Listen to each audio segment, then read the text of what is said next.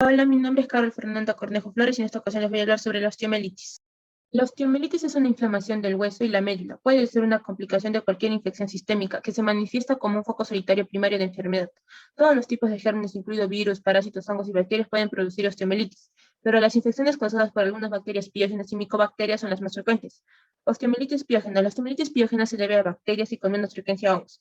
Las vías de infección pueden ser mediante siembra hematógena. Se da cuando la bacteria llega al hueso por el torrente sanguíneo. Extensión desde un foco contiguo. Infección va desde las partes blandas hacia el interior del hueso o articulación. Implantación directa. Es cuando la bacteria entra en los tejidos del cuerpo a través de una herida, fractura e intervención quirúrgica hasta el hueso. Etiología. El Staphylococcus aureus es responsable de un 80 al 90%. Estos gérmenes expresan proteínas de la pared celular que se unen a componentes de la matriz del hueso como el colágeno, facilitando así su adherencia al hueso. La Escherichia coli, la Pseudomonas y la Crisbella se aíslan con más frecuencia en pacientes que tienen infecciones genitourinarias o que consumen drogas por vía intravenosa.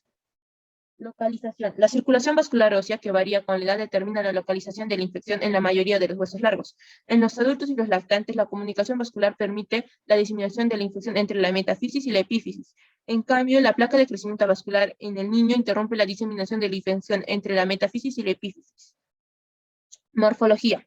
En la fase aguda, las bacterias proliferan e inducen una reacción inflamatoria neutrófila. En las primeras 48 horas se produce necrosis de las células óseas y la médula. La bacteria y la inflamación se diseminan longitudinalmente y radialmente por los sistemas de Haber hasta llegar al periósteo. En los niños, el periósteo está unido de forma laxa a la cortical, donde se forman abscesos subperiósticos. Posteriormente, la elevación del periósteo altera todavía la irrigación de la región afectada, contribuyendo a la necrosis. El hueso muerto se llama secuestro. En ocasiones, el secuestro se fragmenta y libera fragmentos que salen por el trayecto sinusal.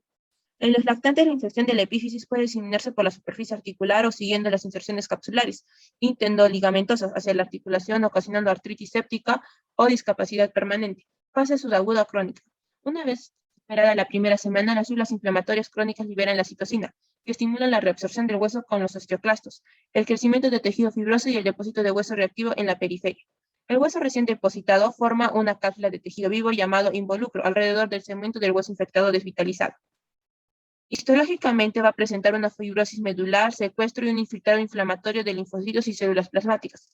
Manifestaciones clínicas. Se manifiesta en ocasiones como una enfermedad sistémica aguda, con malestar, fiebre, escalofríos y leucocitosis, y un intenso dolor pulsante en la región afectada. En lactantes hay fiebre inexplicada y dolor localizado en adultos. Osteomielitis por micobacteria. La osteomielitis se da de 1 a 3% de los individuos con tuberculosis pulmonar o extrapulmonar. Muestra una infección ósea. La vía de infección puede ser mediante transmisión por la sangre o puede ser producirse por una extensión directa.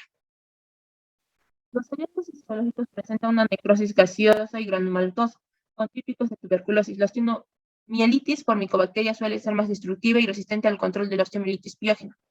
Luego tenemos las manifestaciones clínicas. Los pacientes afectados refieren dolor localizado, febrícula, escalofríos y pérdida de peso. Enfermedad de Pott es una infección vertebral destructiva.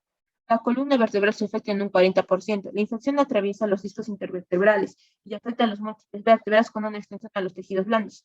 La destrucción de los discos y las vértebras suele causar fracturas por compresión permanente, causando así escoliosis. Diagnóstico. Se puede realizar una biopsia y cultivo de hueso para identificar el patógeno en la mayor parte de los casos y radiografía, que pueden revelar el daño en los huesos. Sin embargo, es posible que la lesión se mantenga oculta. Tratamiento. Cuando la necrosis del hueso es extensa, se emplea un tratamiento antibiótico o un desbridamiento quirúrgico. Tenemos el drenaje de la zona infectada. El cirujano drena la pus o el líquido acumulado. La extirpación del hueso o tejido enfermo.